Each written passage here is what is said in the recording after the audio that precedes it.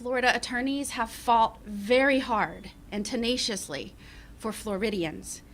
And at issue in this trial and in this litigation was the opioid crisis and Walgreens' role in helping fuel the epidemic of addiction that still plagues our state today. And I want to take just a moment to thank the attorneys, the staff, the paralegals, everyone who was committed to ensuring that Florida was successful in these cases. Not only today's announcement regarding Walgreens, but so many other cases related to the opioid epidemic.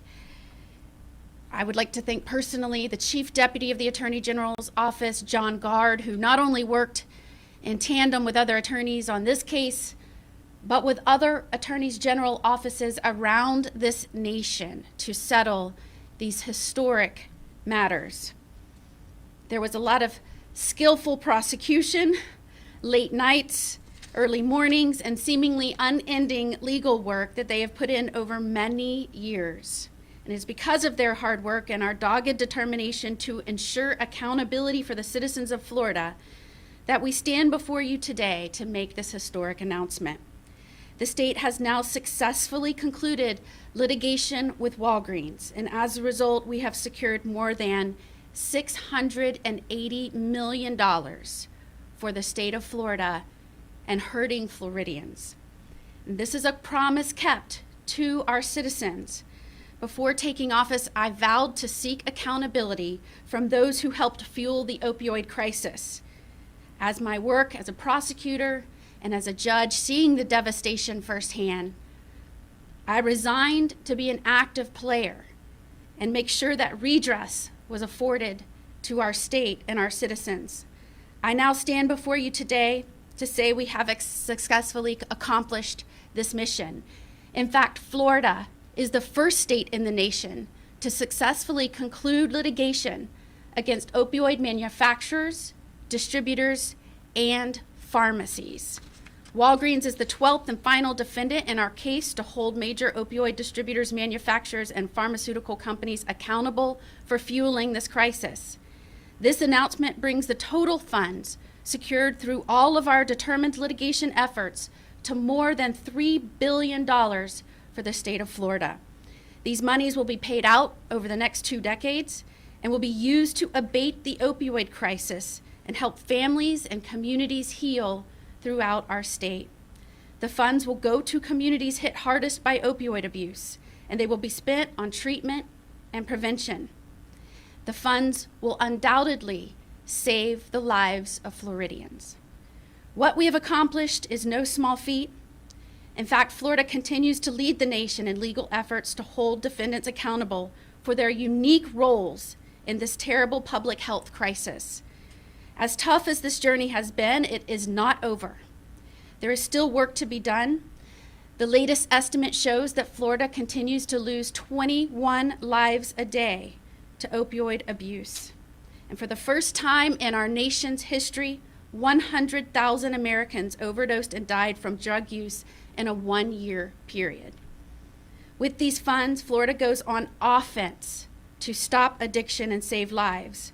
We now go into battle armed and ready to fight back hard against this man-made crisis. And we do it in unison with the more than 200 cities and counties that have stepped up to support and benefit from our litigation efforts. Much of this money will flow to the hard-hit areas and will be used locally where they can do the most good and help families struggling because of opioid abuse. This is indeed a historic day for Florida, for those struggling with addiction, and for the communities that are suffering the effects of this nationwide crisis. I am glad we have been able to end this monumental litigation and move past the courtroom. Once we have moved past the courtroom and we've secured these funds, real progress can begin in saving lives. Please know that the battle that we have waged has not just been in the courtroom.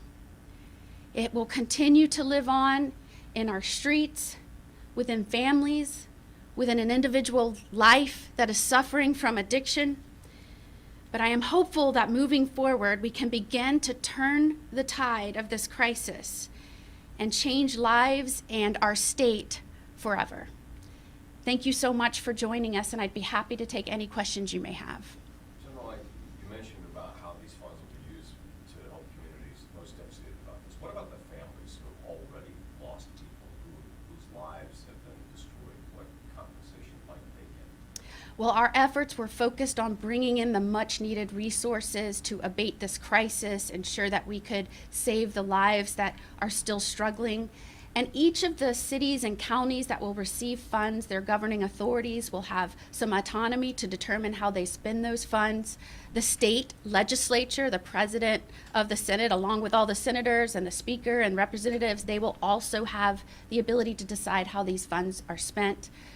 We were extremely focused on ensuring that through our litigation efforts, that we were aggressive in seeking the most money that we could secure for our state based on the unique roles of these defendants. What was the thing that turned the tide in this trial? Obviously, you know, the jury settlement beforehand, they chose to wait until well into the proceedings to settle. So what happened?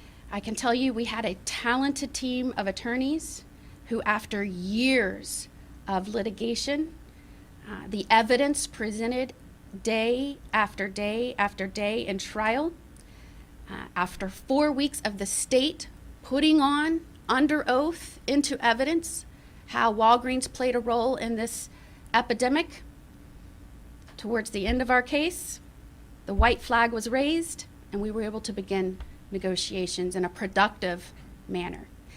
Today is a culmination of that trial. What about those doctors who participated in this, the sales reps, the drug company itself? Do you go after them as well? Well, certainly I can tell you as a judge who sat in a criminal court for a long time, I can tell you as a prosecutor, and I know the state's attorneys around Florida, many of those have been convicted for their actions and will continue to be if they prescribe in a way that is unlawful. All right, we appreciate you being here. Thank you so much.